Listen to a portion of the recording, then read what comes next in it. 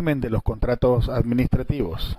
En esta semana cero vamos a recordar, a refrescar un conjunto de elementos previos para poder aplicar en la materia.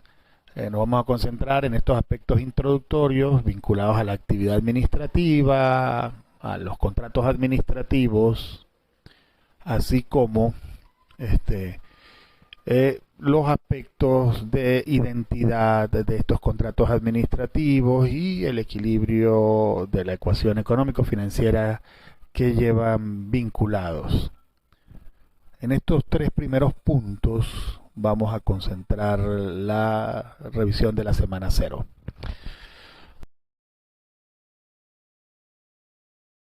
Lo primero, recordar que en materia contractual estamos en presencia también de actividad administrativa.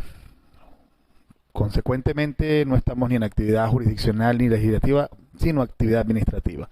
Esta actividad administrativa, recuerden que puede ser unilateral o, como en este caso, bilateral, porque los órganos o entes necesitan del concurso de otros órganos o entes o de particulares, de privados, para hacerse de bienes, servicios u obras que sean necesarios para el cumplimiento de sus competencias. Partiendo de esa idea, si estamos en presencia de actividad administrativa, recuerden, remito a la lectura del artículo 7 de la Constitución Nacional sobre el principio de supremacía constitucional, al artículo 137 de la Constitución como norma madre de nacimiento de los principios de legalidad y de competencia, que encontrarán desarrollo legislativo en los artículos 4 y 26 del Decreto Ley Orgánica de la Administración Pública. Expreso, no son los únicos principios que rigen la actividad administrativa, pero sobre estos tres principios es que vamos a bascular en la actividad. Principio de supremacía constitucional, principio de competencia y principio de legalidad. Remito a la lectura detallada de estos tres dispositivos mencionados, los dos constitucionales y los dos legales. Junto a los principios de supremacía constitucional, competencia y legalidad que remito a su lectura y desarrollo, tengan en cuenta también los dispositivos constitucionales vinculados con las responsabilidades a los funcionarios por el ejercicio de la función pública, el derecho a la defensa y al debido proceso que debe aplicarse en toda actividad administrativa y jurisdiccional del 49, la garantía de libre actividad económica, prohibición de monopolios, las responsabilidades por abuso de poder público, desviación o violación de Constitución y ley, así como los otros principios que rigen a la actividad administrativa y a la administración pública del 141 de la Constitución. Y remito a la lectura del 271 de la Constitución sobre no prescripción de acciones tendentes a castigar delitos contra el patrimonio público, donde ciertas conductas asociadas a las contrataciones pudieran ser incluidas. Asimismo, en el ámbito de los principios, remito a la lectura, como ya lo dije, del 141 de la Constitución con su desarrollo de ley, que es el 10 de la Ley Orgánica de la Administración Pública, principios que rigen la actividad administrativa, porque aquí vamos a estar hablando de actividad administrativa contractual. Remito a la lectura del artículo 30 de la LOPA, principios que rigen los procedimientos administrativos, porque aquí vamos a hablar de procedimientos administrativos o, como los denomina la ley, procedimientos de selección de contratistas. Llámese concurso abierto, cerrado, consulta de precio o contratación directa, van a ser procedimientos administrativos y por lo tanto remito a la lectura de estos principios. Así como en el marco de nuestros procesos contractuales, en más de una ocasión habremos de pedir documentación, remito a la lectura del artículo 5 del Decreto Ley de Simplificación de Trámites Administrativos sobre los principios que rigen la simplificación de trámites administrativos. Adicionalmente, recuerden, como lo vimos en Teoría de la Organización del Poder Público, también lo recordamos aquí y aquí va a ser aún mucho más clave.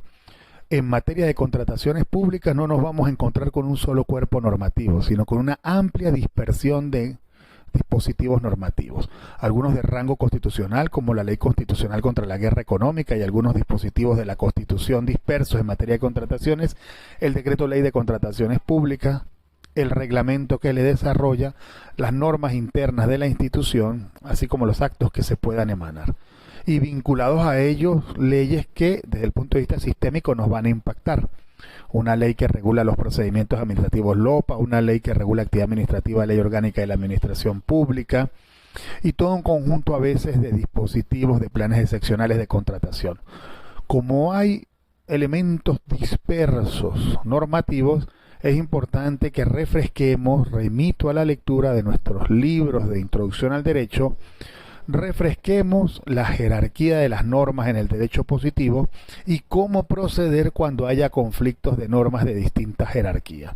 Asimismo, remito para que lean cómo proceder cuando incluso esos conflictos de norma no sean solo entre normas de distintas jerarquías, sino entre normas de similar jerarquía. Remito a la lectura detallada de los principios, jerarquía de normas y de especialidad. Asimismo, es importante que tengan presente el artículo 4 del Código Civil, léanlo a detalle, desmenúcenlo, intégrenlo con lo mencionado, la importancia de la interpretación no solo literal de la norma, sino teleológica, la posibilidad de la aplicación de analogía para llenar vacíos procedimentales cuando no haya una norma precisa de ley, y la importancia de aplicar los principios generales del derecho para, incluso cuando haya dudas entre cuál de los caminos jurídicos a escoger, saber qué camino seguir.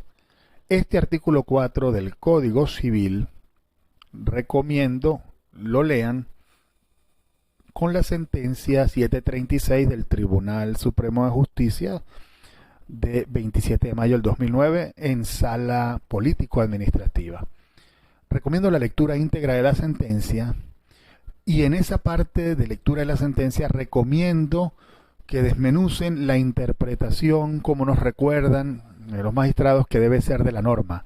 La necesidad de integrar la interpretación histórica, sistémica, racional, sociológica, teleológica, junto a la interpretación literal, que ya conocemos, pero que todos estos elementos de interpretación juntos deben coincidir para la mejor interpretación entre varios caminos jurídicos para saber cuál hemos de tomar. Remito a la lectura de esa sentencia porque va a ser clave. En más de una ocasión, en materia de contrataciones públicas, nos vamos a encontrar con conflictos de normas, nos vamos a encontrar con dispositivos normativos que conllevan el análisis y la aplicación de estas formas de interpretación.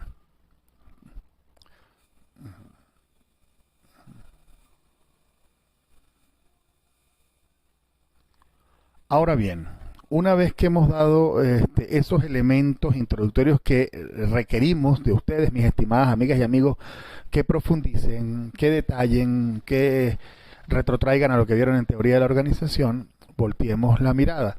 En materia de contratos, cuando los órganos y entes públicos, para el cumplimiento de sus competencias, tienen materiales, equipos y su propio personal para hacerlo, no hay mayor problema. Pero cuando requieren de estos insumos, cuando requieren de estos equipos o personal en manos de un tercero, están dadas las condiciones para entrar de lleno en el mundo de la actividad administrativa contractual. En el caso de la actividad administrativa contractual nos vamos a encontrar con dos grandes tipos de contratos: los contratos de derecho privado y los contratos administrativos. En este punto los insto a que busquen en la jurisprudencia, en la doctrina, la figura de nacimiento de esta separación contractual entre contratos administrativos y contratos privados. Adelanto para los buscadores, en el caso de la Alta Corte Federal y de Casación, por allá en los años 40 del siglo y milenio pasado, caso Puertos La Guaira. Remito a que lo ubiquen, a que lo busquen, porque va a ser la partida de nacimiento de esta separación entre contratos administrativos y contratos de derecho privado. Sobre los contratos administrativos y contratos de derecho privado, citamos aquí al profesor Araujo Juárez en esta lámina y básicamente se reducen a estas ideas. En el caso en que el órgano o ente público contrate como un particular más, estaremos dentro del ámbito de un contrato regido por las normas de derecho civil o mercantil. Pero habrá casos en los cuales el órgano o ente público, en aras de proteger el interés general o el bien común, va dotado de un conjunto de potestades exorbitantes. Decimos exorbitantes porque están fuera de la órbita del derecho civil o mercantil. Que si estuviéramos en un mundo de contratos civiles o mercantiles, esas potestades se reputarían nulas por abusivas, pero que en el mundo público no solo son válidas, sino necesarias para preservar el interés general o el bien común. Estos elementos de régimen extraordinario de potestades exorbitarias van a ser el punto basculante de los contratos administrativos y lo que los separará del contrato de derecho privado. También otro aspecto que al inicio de esta separación de contratos que era clave, el control por la jurisdicción. En un primer momento se atenía a un control por un juez civil o mercantil cuando era un contrato privado y por un juez contencioso administrativo cuando era un contrato administrativo. Vean ustedes cómo ha ido evolucionando a la luz de la actual ley orgánica de la jurisdicción contencioso administrativa. Sería aspecto de desarrollar a más detalle en el marco de derecho administrativo procesal que ustedes verán con posterioridad en la especialización. Adicionalmente a esto, avanzaremos en las láminas subsiguientes sobre esas potestades exorbitantes y ese régimen exorbitante. Con relación a los contratos administrativos, remitimos para que profundicen sobre lo que estamos proyectando en la lámina, los criterios de identidad, los criterios que permiten identificar cuándo se está en presencia de un contrato administrativo. Recuerden, siempre criterio fijo, porque está en presencia usted de un órgano o ente público. Aunque la lámina diga ente, recuerden que los entes actúan a través de sus órganos. Por lo tanto, al mencionar órgano, implícitamente estoy reiterando que ese órgano pertenece a un ente o político territorial o descentralizado funcionalmente y por lo tanto lo estoy mencionando implícitamente a él. Es un criterio obligatorio. No podemos hablar de contrato administrativo en ausencia del ente público. Y estos otros son criterios alternativos. Puede estar uno o dos o los tres presentes, lo cual reitera el carácter de administrativo del contrato. El objeto del contrato. Si el objeto del contrato está vinculado a la ejecución de un servicio público, manifiestamente estamos en presencia de un contrato administrativo. Por eso las potestades exorbitantes que le son conferidas al órgano ente público para preservar el interés general o el bien común que está tutelado a través de la prestación de ese servicio. Estaremos hablando de la presencia de cláusulas exorbitantes. Remito para que busquen, las cláusulas exorbitantes son parte inmanente de estas contrataciones, pueden estar expresamente establecidas o son implícitas de este tipo de contratos.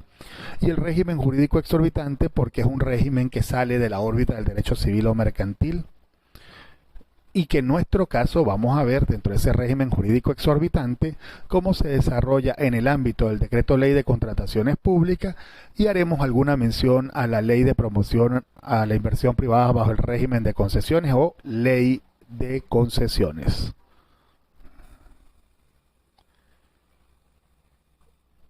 Finalizando estos aspectos, sinteticemos. En el caso de los contratos administrativos, ustedes van a encontrar que subyace el interés general o el bien común en ellos. La razón de ser primera o última, de manera directa o indirecta, es el interés general o el bien común. Segundo, su formación va a ser común al día de hoy cuando estudiemos el decreto ley de contrataciones públicas y la ley de concesiones, o lo que es igual el decreto ley de promoción a la inversión privada bajo el régimen de concesiones. Nos vamos a dar cuenta cómo los procesos de formación tanto de contratos administrativos como contratos de derecho privado al día de hoy son comunes. Y sobre eso que ya ustedes han ido estudiando, que les remito a la lectura, sobre el origen de la separación entre contratos de derecho privado y contratos administrativos, volveremos para preguntarnos en una actividad que bien puede ser de foro, ya la buscaremos, poder discutir sobre la trascendencia o no de mantener ese nivel de separación habida cuenta de la existencia hoy en día de la ley orgánica de la jurisdicción contencioso administrativa y por ejemplo el decreto ley de contrataciones públicas. Sobre los contratos administrativos, los vamos a desarrollar en la materia siguiendo esta secuencia que el profesor Carmelo de Gracia, les cito en la lámina, nos menciona. En todo contrato administrativo los entes públicos contratantes nos vamos a dar cuenta que gozan de una serie de prerrogativas exorbitantes, vale decir, fuera de la órbita del derecho civil o mercantil, que le garantizan la posibilidad de conducir unilateralmente la vida del contrato.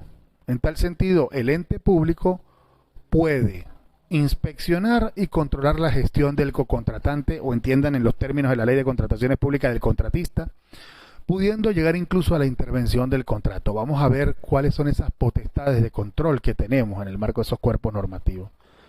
Puede también interpretar unilateralmente las cláusulas del contrato en caso de que haya dudas sobre su inteligencia o alcance. Vean lo extremo.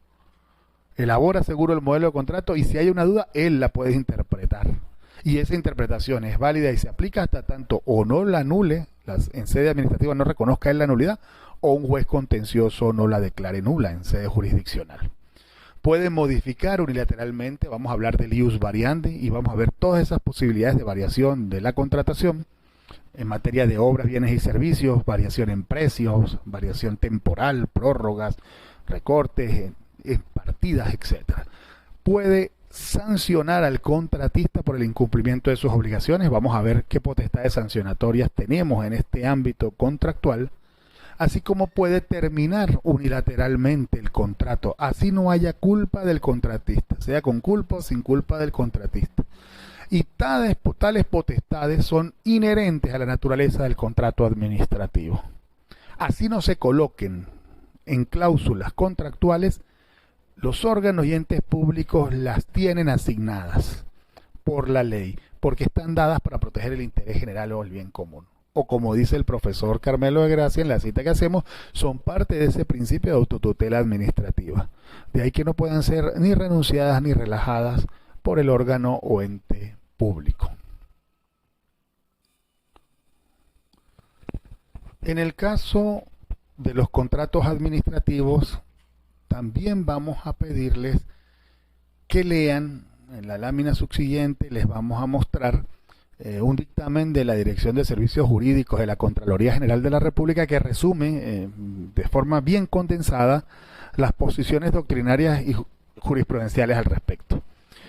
En un contrato administrativo, si bien el contratista se va a ver sometido a un conjunto de potestades exorbitantes de la administración, también va a tener garantizado el margen de beneficio de lo que estime contractual, o lo que es igual, va a ser parte inmanente del contrato administrativo el equilibrio en la ecuación económico-financiera del contrato. Lo que él estima iba a ganar se le garantizará.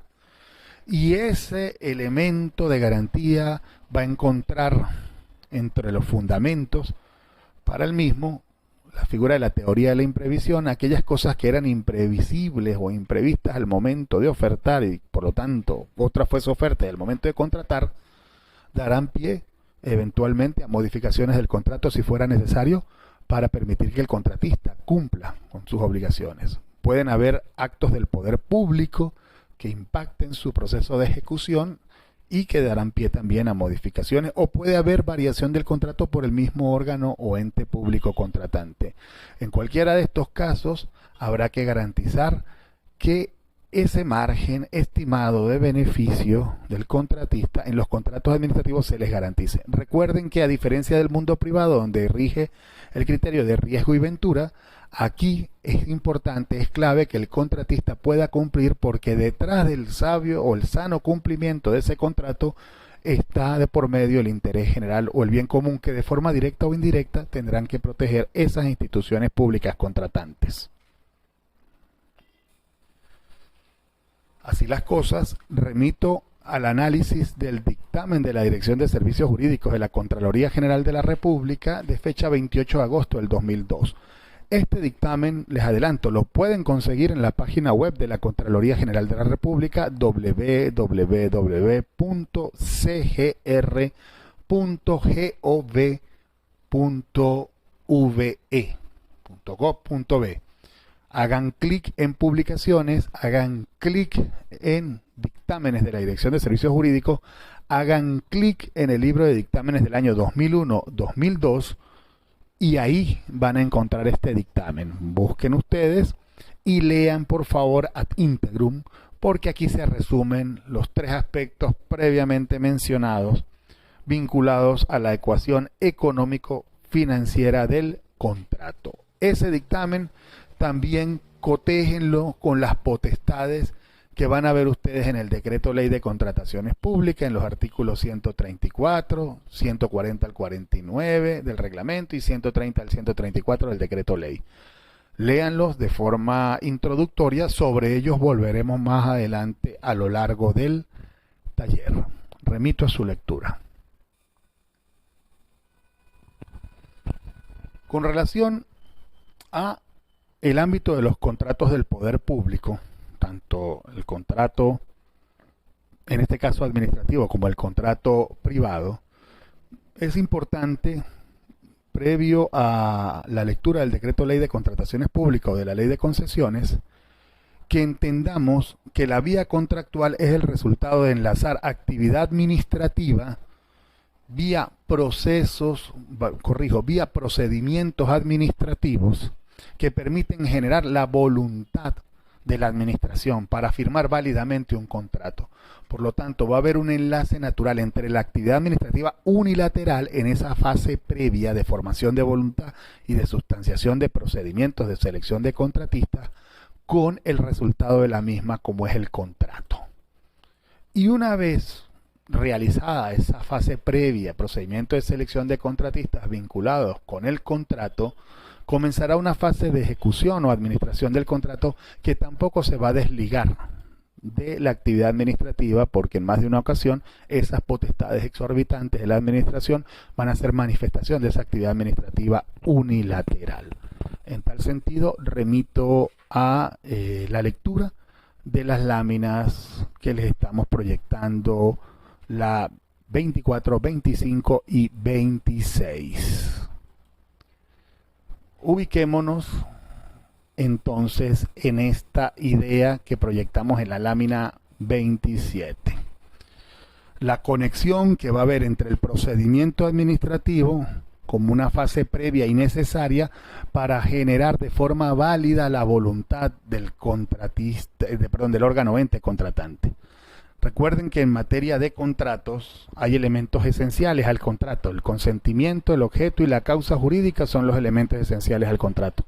Y que si uno de estos elementos está viciado el contrato. Bueno, ese procedimiento administrativo para el sector público es clave para el proceso de formación válida de la voluntad como elemento esencial del contrato.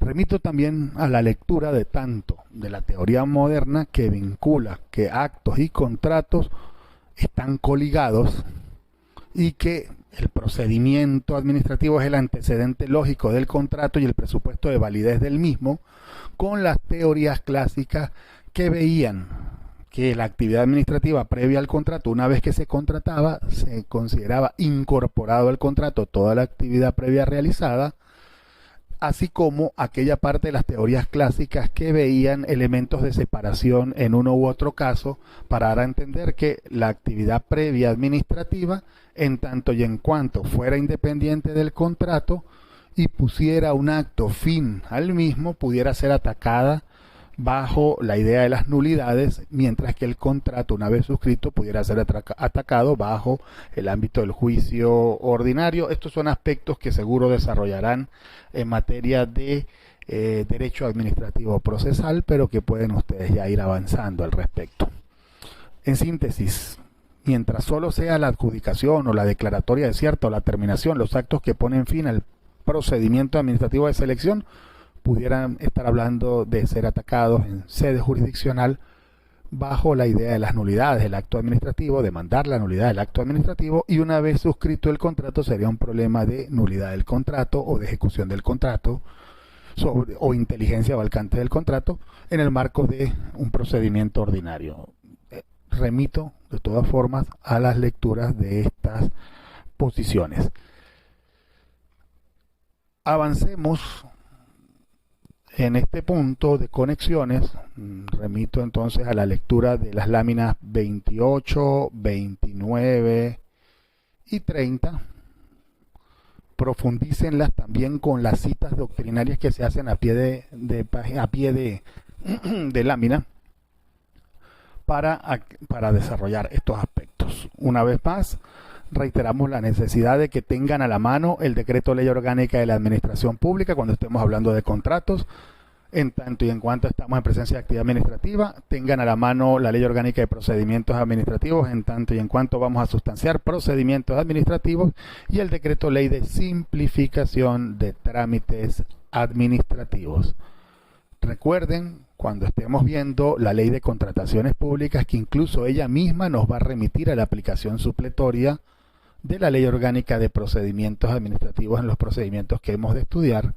Y ya para cierre de esta semana cero, para que vayan ustedes avanzando y vayan vinculándose en la parte introductoria con lo que hemos de desarrollar, se les da una relación muy somera de la gran dispersidad que van ustedes a encontrar en materia contractual.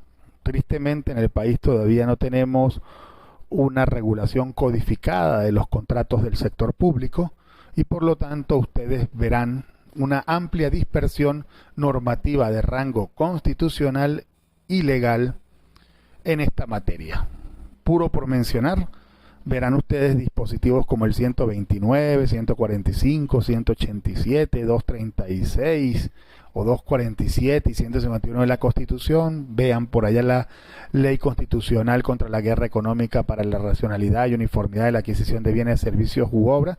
Y ya en materia de rango legal, por no bajar al nivel sublegal, ya veremos la Ley de Contrataciones Públicas, la Ley de Concesiones, pero vean también por su cuenta, como se les cita ahí, la Ley Orgánica de Administración Pública, la Ley Orgánica de la Contraloría General de la República y el Sistema Nacional de Control Fiscal, la Ley Orgánica de Administración Financiera, etcétera. En esta lámina encontrarán un conjunto de dispositivos de rango legal dispersos que impactan la contratación pública. Remito a su lectura para que durante el desarrollo de los módulos y las semanas respectivas contractuales, en lo que tiene que ver con actividad previa, procedimiento de selección de contratistas y administración del contrato, podamos hablar.